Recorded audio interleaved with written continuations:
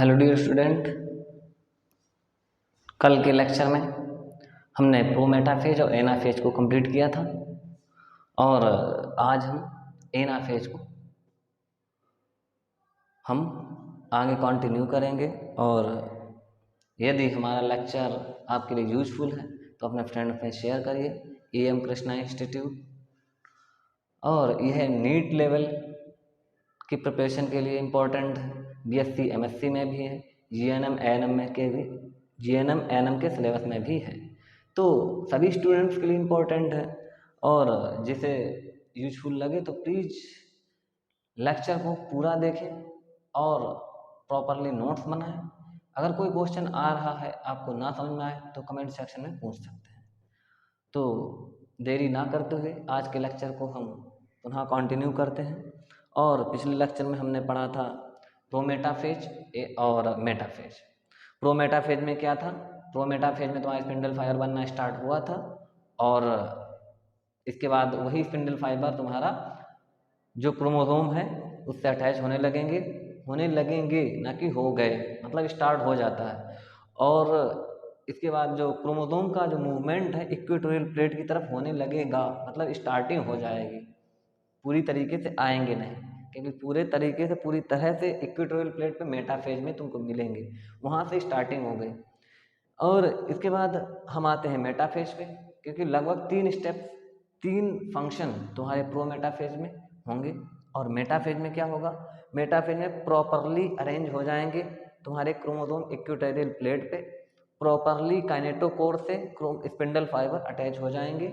और यह ऐसी स्टेज है जिसमें क्रोमोसोम को हम क्लियरली देख सकते हैं बाय माइक्रोस्कोप। और इसके बाद जो नेक्स्ट स्टेप आती है वो है एनाफेज। तो एनाफेज को आज हम कंटिन्यू करेंगे।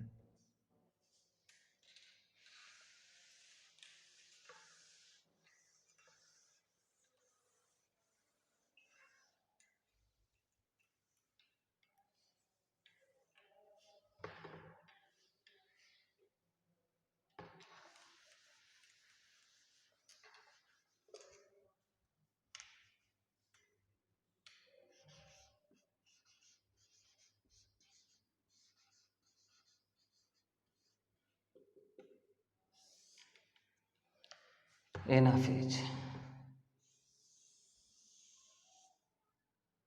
यहाँ पे क्या था? सेंट्रोसोम था। अब जो एक चीज समझ लो, एनाफेज जो है सबसे, ये भी स्मॉल फेज है, कम टाइम के लिए होगी, लेकिन इसमें मेन फंक्शन क्या है? जो क्रोमोसोम है उनका सेपरेशन है। सेपरेशन होगा कैसे? क्योंकि ये मान लो ये एक क्रोमोसोम है और एक क्रोमोसोम से तुम्हारे 2 क्रोमेटिड अटैच है।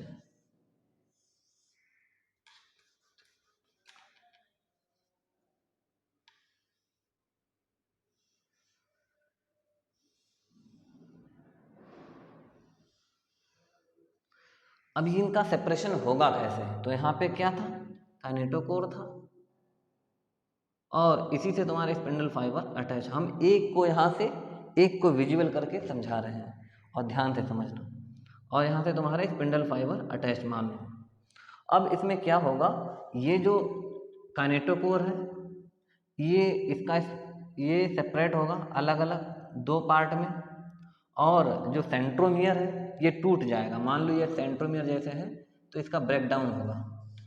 तो जब ब्रेकडाउन होगा तो एक क्रोमोसोम ऐसे इस पे क्रोमेटिड लगा होगा, एक इस पे लगा होगा, ऐसे ही एक इस पे लगा होगा और एक इस पे लगा होगा। ये जब दोनों आधे आधे पार्ट में डिवाइड हो जाएंगे तो एक ऐसे हो जाएंगे और एक ऐसे हो जाएगा। बस यही डिवीजन यहाँ पर सेपरेशन होगा। किसका ब्रेकडाउन होगा? खींचेंगे। और ये होगा कैसे? ये जो स्पिंडल फाइबर है जब ये रेडिएट, मतलब यहाँ से अटैच हो रहे थे तो इनकी लेंथ बढ़ रही थी स्पिंडल फाइबर की, लेकिन जब ये घटेंगे, इनकी लेंथ घटेगी तो क्या होगा?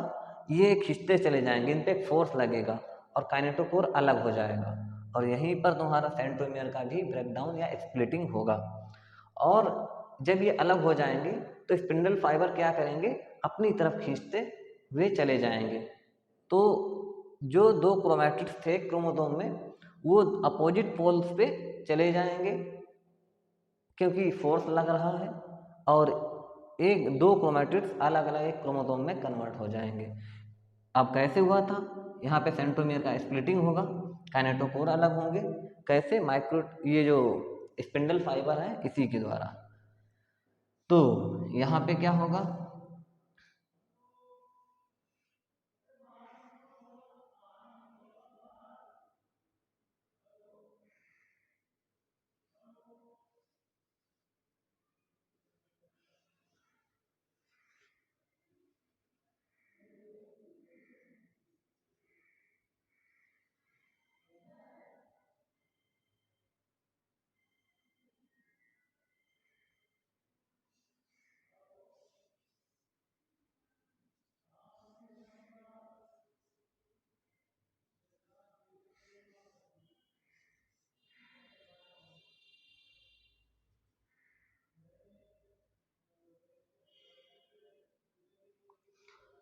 एनाफेज में क्या हुआ, हमने इसको क्लियरली यहाँ पे आपको समझा दिया था। कैसे, ये स्पिंडल फाइबर जब अटैच थे तो दो क्रोमैटिड्स में था, यहाँ पे इस पे मान लो इसकी लेंथ इतनी लंबी थी, लेकिन इसकी लेंथ घटती चली जा रही है स्पिंडल फाइबर की। जब घटेगी लेंथ तो यहाँ पे इस पे फोर्स लगेगा। जैसे मान लो कि एक हमारे पास, हम इसको पकड़े हैं, तो जब तक हम पकड़े हैं लूजली इतना हाथ लंबा है, बट जैसे जैसे हम हाथ को खींचते चले जाएंगे वैसे वैसे देखो हम इसको पकड़े तो ये भी हमारे साथ में आ रहा है। और ऐसे ही काइनेटोकोर से स्पिंडल फाइबर अटैच होता है, ज्यों ज्यों उसकी लेंथ घटती जाती है वैसे ही काइनेटोकोर पे एक फोर्स जनरेट होता जाता है, और फोर्स की वजह से दोनों तरफ से लग रहा है, क्योंकि एक ऊपर की ओर जा रहा है एक नीचे की ओर जा रहा है। इसी वजह से तुम्हारा काइनेटोकोर दो पार्ट में कन्वर्ट हो जाते हैं, और सेंट्रोमियर जो कि दोनों क्रोमैटिड्स को जोड़े थे, यहाँ पे इसका ब्रेक डाउन होगा।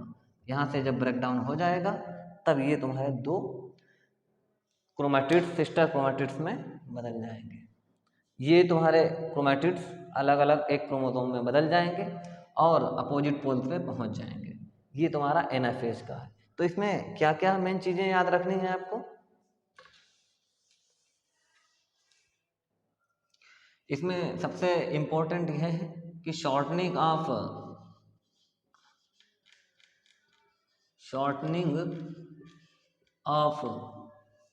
स्पिंडल फाइबर होता है। स्पिंडल फाइबर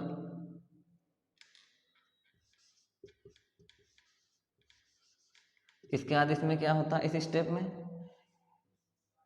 तुम्हारा डिप्लीशन होता है, डिप्लीशन और डिप्लीशन ऑफ, या इसे स्प्लिटिंग लिख लो, स्प्लिटिंग मीन्स टूटना होता है, तो स्प्लिटिंग लिख लो इसके केस में।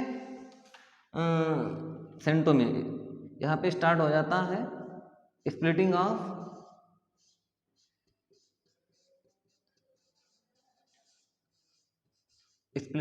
Centromere,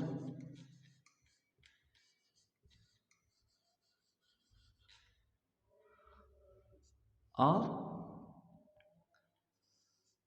separation of kinetochore,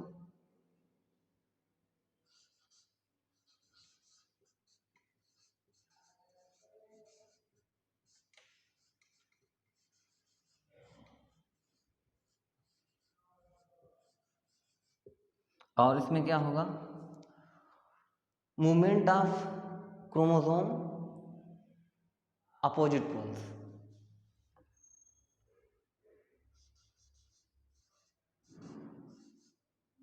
movement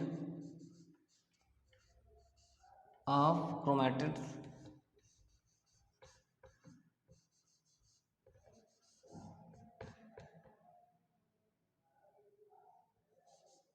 at opposite poles.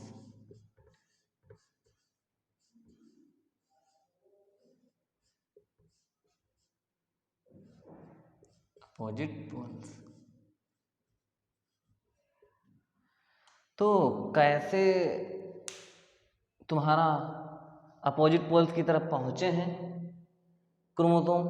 ये दो, एक इनका स्ट्रक्चर ये था, एक समय था क्या था, एक क्रोमोसोम में दो क्रोमैटिड्स थे, और अब एनाफेज में क्या हुआ, दोनों क्रोमैटिड्स अलग अलग हो गए, क्योंकि शॉर्टनिंग हुई स्पिंडल फाइबर की, फोर्स लगा काइनेटोकोर पे, काइनेटोकोर खींचे अलग हुए, जिससे ब्रेकडाउन हुआ, स्प्लिटिंग हुआ तुम्हारा सेंट्रोमियर का, और इस तरीके से अपोजिट पोल्स पे पहुंच गए। इतना क्या एनाफेज में ये होता है। और अब हम पढ़ते हैं next phase, telophase.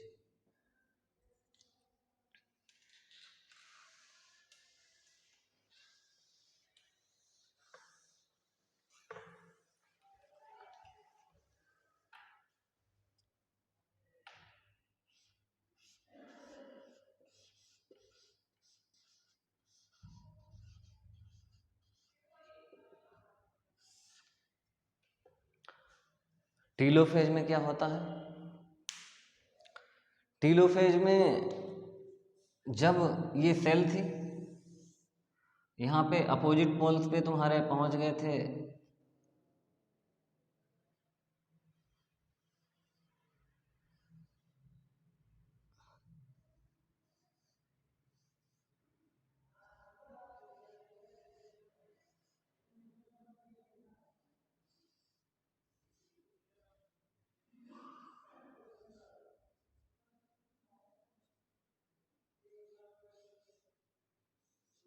Opposite pole से पहुंच गए थे, तो टीलोफेज में क्या है, न्यूक्लियर मेम्ब्रेन बनने लगेगी,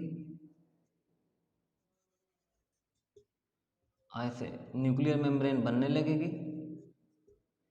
इसके बाद तुम्हारा यहाँ पे न्यूक्लियोलस आ जाएगा, सेल ऑर्गेनेल भी, गोल्जी बॉडी वगैरह, ईआर, गोल्जी बॉडी, ये सब माइटोकॉन्ड्रिया, ये सब क्या है, रीअपियर होने लगेंगे। तो यहाँ पर क्या है, reappear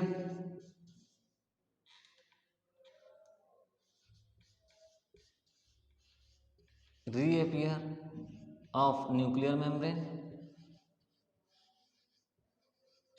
nuclear membrane,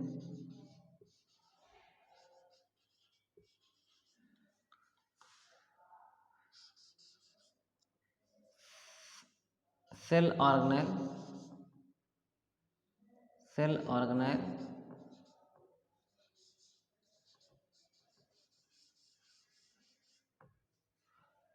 cell organelle is also reappear,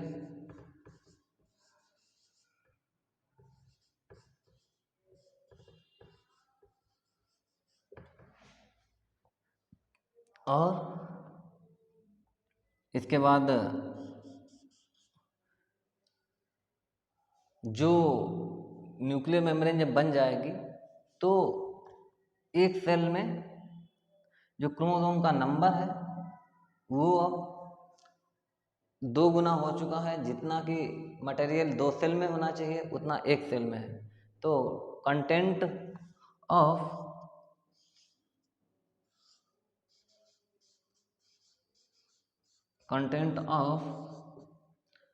cell organelle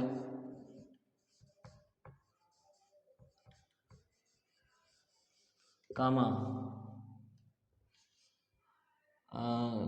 chromosome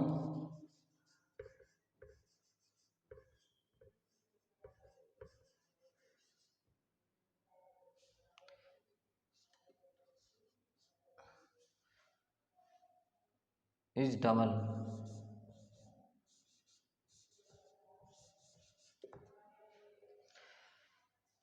जब ये अपोजिट पोल से पहुंच गए थे, तो अब इनमें टीलोफेज में क्या होगा, न्यूक्लियर मेम्ब्रेन बनने लगेगी और तुम्हारा सेल ऑर्गेनेल आ जाएंगे, कुछ साइटोस्केलेटन प्रोटीन भी जो कि पहले डिसअपियर हो गई थी वो भी दिखने लगेंगे। और इसके साथ साथ जो अब यहाँ पे एक सेल अभी एक ही है, क्योंकि अभी तक तुमने क्या देखा था कैरियोकाइनेसिस देखा, ना कि साइटोकाइनेसिस। जब 2 सेल बनेंगी उसके लिए साइटोकाइनेसिस होना जरूरी है। तो यहाँ पे अभी तक कैरियोकाइनेसिस में क्रोमोसोम एक सेल में 2 न्यूक्लियस बन चुके हैं। 2 न्यूक्लियस जब बन गए हैं तो अब ये सेल एक सेल से 2 सेल बनने के लिए तैयार है। अब जो इसका अगला फेज साइटोकाइनेसिस होगा उससे तुम्हारी 2 सेल बनेंगी, लेकिन जो 2 सेल बनेंगी उसमें क्रोमोसोम का नंबर प्लस सेल ऑर्गेनेल ये दोनों इक्वली डिवाइड होंगे, इसीलिए तो इसको माइटोसिस कहते हैं। और एक सेल से 2 सेल बन जाएंगे। तो हमने आज प्रोमेटाफेज, मेटाफेज, एनाफेज, टीलोफेज लगभग जितने भी लेक्चर हैं ये माइटोसिस के कंप्लीट हो गए। अब कल हम पढ़ेंगे तुम्हारा साइटोकाइनेसिस, और कल ही हम स्टार्ट करेंगे मियोसिस या अर्धसूत्रीय विभाजन, और कुछ इसका इम्पोर्टेंस है वो भी हम बताएंगे माइटोसिस का। फिर हम स्टार्ट करेंगे मियोसिस। और सभी स्टूडेंट से यही रिक्वेस्ट है कि ज़्यादा से ज़्यादा क्वेश्चन लगाएं पढ़ने के बाद, और अगर ना समझ में आए तो कमेंट सेक्शन में पूछें। और ये ना सोचें ये जो हम वीडियो या लेक्चर जो भी डाल रहे हैं तो ये केवल तुम्हारे नीट लेवल के नहीं हैं, सभी एग्जाम के लिए हैं। ये आपको बार बार बताना ज़रूरी नहीं है, क्योंकि आप इतना तो जानते ही हो सिलेबस में क्या है, एक बार देख लें और तुम्हारे लिए यूजफुल है तो खुद पढ़ें और अपने फ्रेंड्स को शेयर करें, और अच्छा लगे तो लाइक्स भी कर दें। Thank you.